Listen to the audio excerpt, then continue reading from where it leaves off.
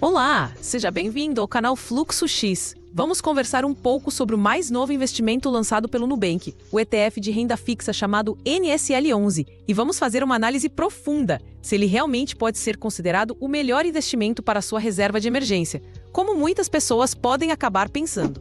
Neste vídeo, vamos dissecar o que exatamente é esse produto, entender o que é um ETF de renda fixa e por que ele funciona de uma maneira diferente de um fundo de investimento comum.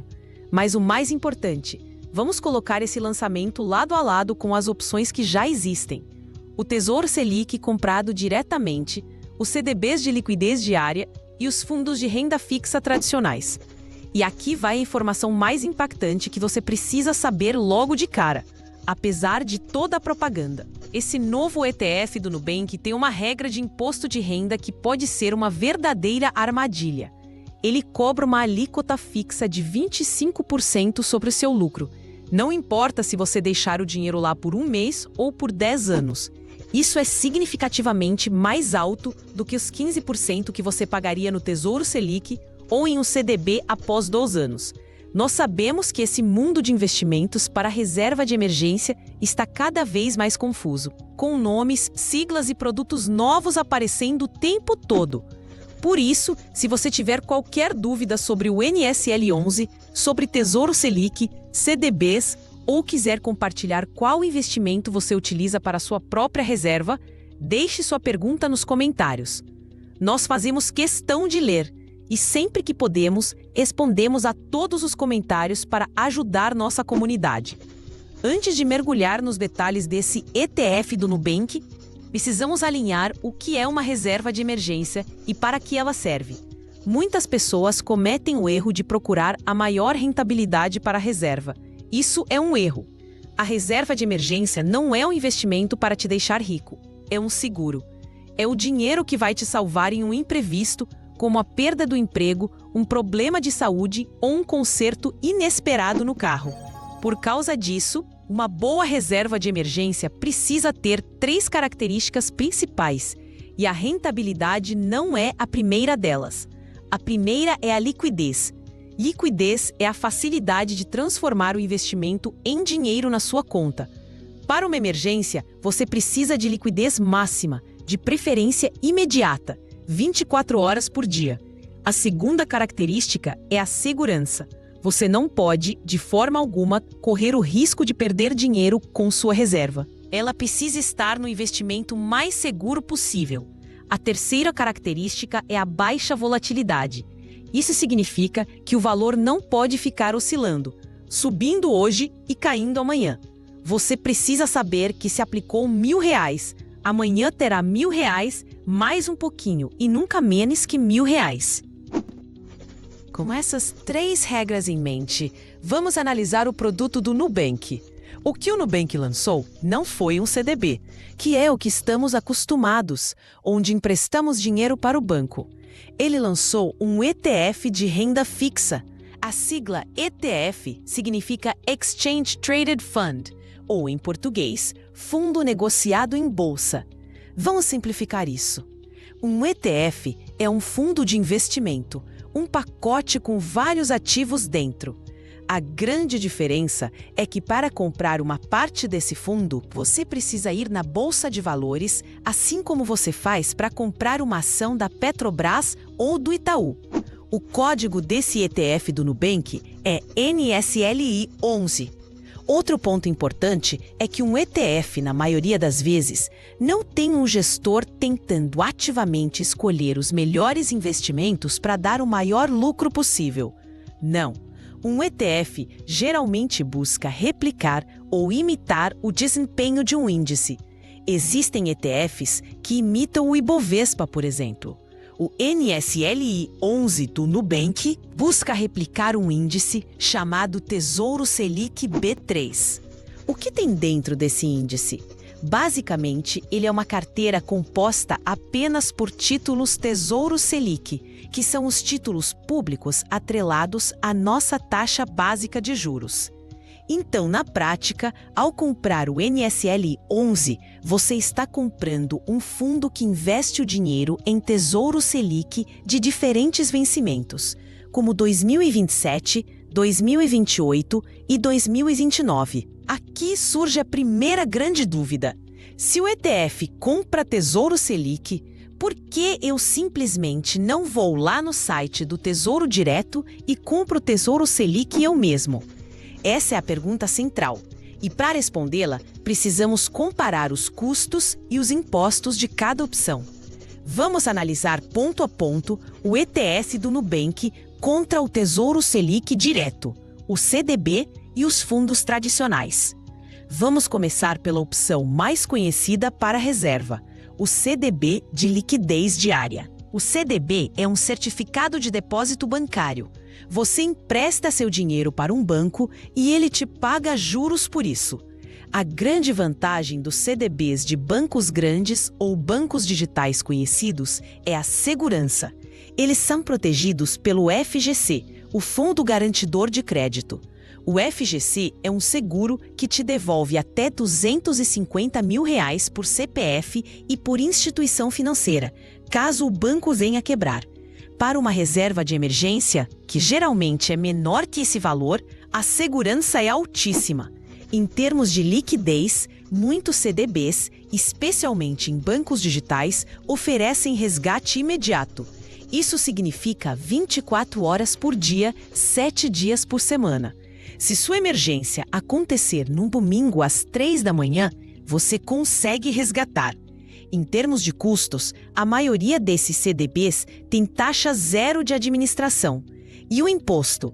É a tabela regressiva de imposto de renda, a mesma que veremos no Tesouro. Começa em 22,5% sobre o lucro se você sacar em menos de 6 meses. E vai caindo até chegar a 15% se você deixar o dinheiro por mais de 2 anos. Agora, vamos analisar o Tesouro Selic, comprando direto pelo Tesouro Direto. Aqui, você empresta dinheiro para o governo federal. É considerado o investimento mais seguro do país, pois tem a garantia do Tesouro Nacional, o chamado risco soberano. Em termos de custos, nós temos a taxa de custódia da B3, a nossa bolsa de valores, que é de 0,20% ao ano. No entanto, e isso é muito importante, essa taxa só é cobrada sobre o valor que exceder R$ 10 mil. Se você tem R$ 8 mil na sua reserva aplicados no Tesouro Selic, sua taxa de custódia é zero. Se tiver 11 mil, pagará 0,20% apenas sobre os R$ 1.000 que excederam. Em termos de imposto, é exatamente igual ao CDB. A tabela regressiva, de 22,5% até 15% sobre o lucro. A única pequena desvantagem do Tesouro Selic é a liquidez. Ele tem liquidez diária, mas você precisa pedir o resgate em dias úteis, até às 13 horas, para receber o dinheiro no mesmo dia. Se pedir depois desse horário, ou em um fim de semana, o dinheiro só cai no próximo dia útil. E os fundos de renda fixa tradicionais, aqueles que o gerente do seu banco grande adora oferecer, esses, na maioria das vezes, são as piores opções. Primeiro, pelas taxas de administração. É comum vermos fundos de renda fixa simples cobrando 1%, 1,5% ou até mais ao ano. Isso come uma parte gigantesca da sua rentabilidade, que já é baixa na renda fixa. Segundo, e pior ainda, é o chamado come-cotas. O come-cotas é uma antecipação do imposto de renda que acontece 2 vezes por ano, no final de maio e no final de novembro. O governo vai lá e morde um pedaço das suas cotas, cobrando imposto sobre o rendimento daquele semestre. Por que isso é tão ruim? Porque o dinheiro que o governo tirou de você em maio era um dinheiro que ficaria rendendo juros sobre juros até o dia do seu resgate. O come-cotas atrapalha o efeito bola de neve dos juros compostos, prejudicando muito o seu rendimento no longo prazo.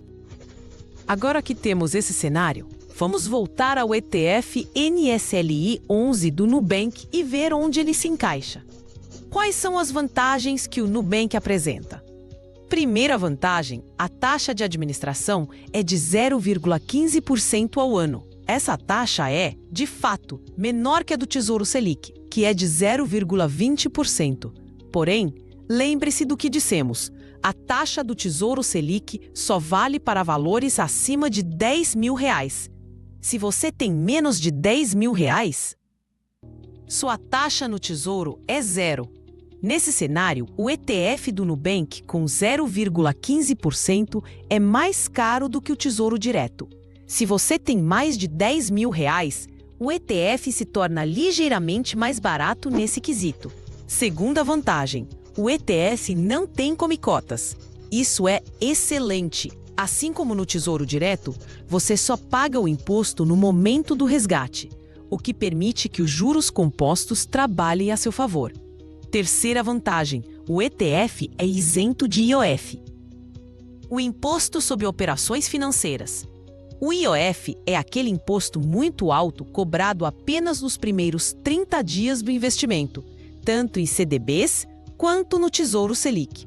Se você precisar do dinheiro em 5 dias, por exemplo, o IOF comeria quase todo o seu rendimento. No ETF, isso não acontece. Essa é uma vantagem real para emergências de curtíssimo prazo. Até aqui, parece um produto razoável. Mas agora, vamos à principal desvantagem, o ponto que, na minha opinião, inviabiliza esse ETF como um bom investimento para a reserva de emergência. É a tributação, o imposto de renda. Como dissemos no início, a alíquota de imposto de renda do NSL 11 é fixa em 25%. Isso mesmo, 25%. Não importa se você deixar o dinheiro aplicado por 6 meses, 2 anos, 5 anos ou 15 anos. Você sempre pagará 25% sobre o lucro no momento do resgate. Isso é algo que realmente nos deixa inconformados. Vamos comparar? No Tesouro Selic ou em um CDB, no pior cenário possível, se você resgatar em menos de 6 meses, você paga 22,5%. Ou seja, o pior cenário do investimento tradicional ainda é melhor do que a regra fixa do ETF do Nubank. Se você, como se espera de uma reserva de emergência, deixar o dinheiro parado por mais de 2 anos, sua alíquota no Tesouro ou no CDB cairia para a mínima de 15%. No ETF do Nubank, ela continuaria em 25%. São 10 pontos percentuais de diferença. Vamos fazer uma conta simples. Imagine que você investiu R$ 20.000 e depois de 3 anos teve um lucro de R$ 5.000. Se esse dinheiro estivesse no Tesouro Selic ou em um CDB, você pagaria 15% de imposto sobre o lucro. 15% de R$ 5.000 são R$ 750. Seu lucro líquido seria de R$ 4.250. Agora, se esses mesmos R$ 20.000 estivessem no ETF MSLI 11, ao resgatar, você pagaria 25% de imposto sobre os mesmos R$ 5.000 de lucro. 25% de R$ 5.000 são R$ 1.250. Seu lucro líquido seria de apenas R$ 3.750. Você deixou R$ 500 na mesa, pagos em imposto, sem necessidade. Não faz o menor sentido optar por um produto que te cobra mais imposto no longo prazo, especialmente para um dinheiro que, idealmente, deve ficar parado por muito tempo. Uma dúvida que pode surgir é sobre a liquidez. Sendo um ETF negociado em bolsa, eu corro o risco de não conseguir vender? E o preço, ele oscila? Quando investimos no Tesouro Selic, o preço só sobe um pouquinho todo dia útil. Nos ETFs, existe uma figura chamada formador de mercado. É um agente financeiro contratado pelo fundo para garantir que sempre haja ofertas de compra e de venda, e para que o preço da cota na bolsa seja muito próximo do valor real dos títulos que estão dentro da carteira. Então, em tese, a liquidez é alta e o preço deve seguir a rentabilidade da Selic, sem grandes distorções causadas por oferta e demanda. Mas então, quer dizer que todo ETF de renda fixa é ruim por causa do imposto? Não. E aqui a história fica mais complexa. Existe um outro ETF de renda fixa no mercado, mais antigo, chamado LFTB-11. A grande vantagem do LFTB-11 é que o imposto dele é fixo em 15%. 15% desde o primeiro dia e não 25%. Como ele consegue essa mágica? A Receita Federal tem regras complexas sobre o prazo médio de repactuação da carteira. Simplificando muito, a Receita entende que um título Tesouro Selic tem prazo de 1 dia, porque a taxa Selic Over é recalculada diariamente. E por ter esse prazo curtíssimo, a regra manda aplicar a alíquota máxima de imposto, que é 25%. É isso que acontece com o ETF do Nubank, o NSLI 11, que só tem Tesouro Selic na carteira. O que o LFTB 11 fez para fugir dessa regra? Foi uma estratégia inteligente. Ele colocou a maior parte do dinheiro, algo como 90%, em Tesouro Selic. Mas ele pegou os outros 10% e investiu em um título de prazo extremamente longo, um Tesouro IPCA+, com vencimento lá em 2060. Ao fazer isso, o prazo médio da carteira inteira foi jogado lá para cima, ultrapassando os 720 dias exigidos pela regra. Com isso, o fundo inteiro ganhou o direito de ter a alíquota mínima de imposto, de 15% para sempre. Isso parece maravilhoso, certo? Um ETF que paga só 15% de imposto desde o dia 1. Qual é o problema? O problema são exatamente aqueles 10% investidos no Tesouro IPCA mais 2060. Títulos IPCA+, especialmente os tão longos, sofrem com a chamada marcação a mercado. Vamos explicar o que é isso de forma simples. Pense em uma gangorra. De um lado da gangorra estão as taxas de juros futuras, o que o mercado espera que os juros paguem no futuro. Do outro lado está o preço do seu título que você comprou com uma taxa fixa antiga. Quando as taxas de juros futuras no mercado sobem, o seu título antigo, que paga uma taxa menor, fica menos interessante. Para alguém comprá-lo, o preço dele tem que cair. A gangorra desequilibra. O inverso também é verdade.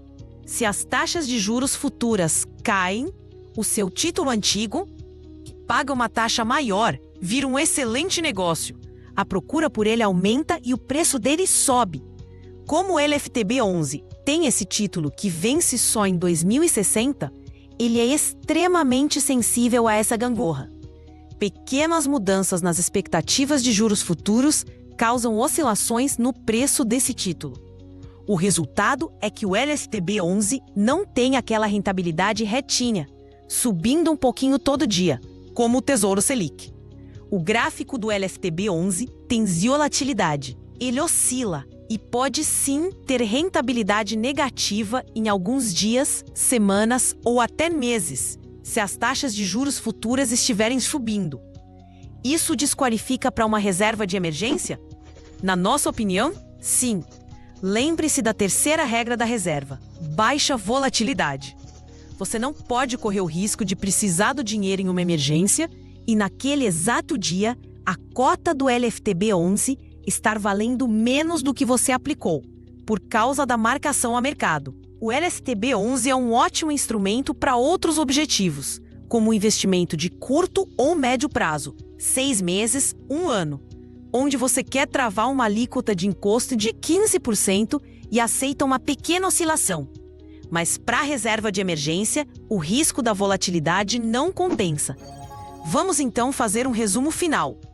O novo ETF do Nubank, o NSLI 11, tem a vantagem de não ter IOS e não ter conicotas. A taxa de administração é baixa, mas só é vantajosa contra o Tesouro Direto se você tiver mais de R$10 mil. Sua maior desvantagem, e o que o torna uma opção ruim, é a alíquota fixa de 25% de imposto de renda, muito superior aos 15% das opções tradicionais no longo prazo. O LFTB-11 tem um imposto ótimo de 15%, mas tem volatilidade por causa da marcação a mercado, o que o torna inadequado para a reserva de emergência. Os fundos de renda fixa dos grandes bancos são péssimos, devido às taxas altas e ao come-cotas. O que sobra? O Tesouro Selic Direto, que é super seguro, tem taxa zero até R$ 10.000 e imposto regressivo que chega a 15%, com a pequena desvantagem da liquidez ser apenas em dias úteis até às 13 horas. E os CDBs de liquidez diária, pagando no mínimo 100% do CDI, que tem a segurança do FGC, taxa zero, o mesmo imposto regressivo do Tesouro e, em muitos casos, a liquidez imediata, 24 horas por dia. Portanto, para a maior parte da sua reserva de emergência, aquela que você pode precisar a qualquer segundo, um bom CDB com liquidez imediata ainda parece ser a opção mais completa e equilibrada. O Tesouro Selic é excelente para uma segunda camada da reserva, aquele dinheiro que você sabe que pode esperar um dia útil para resgatar. Infelizmente, o novo produto do Nubank, apesar de inovador, parece não ser a melhor escolha para esse objetivo específico. Por causa daquela alíquota de imposto de renda de 25%. Vale lembrar, para finalizar, que o próprio Tesouro Nacional já anunciou que planeja lançar, talvez em 2026, uma plataforma que funcionará 24 horas por dia, 7 dias por semana, e um título específico para reserva de emergência com liquidez total, o que pode mudar esse jogo no futuro. Obrigado por assistir. Esperamos que esta análise detalhada ajude você a tomar decisões melhores e mais informadas sobre o seu dinheiro. Conheça os outros vídeos do nosso canal para mais informações sobre seus investimentos e direitos.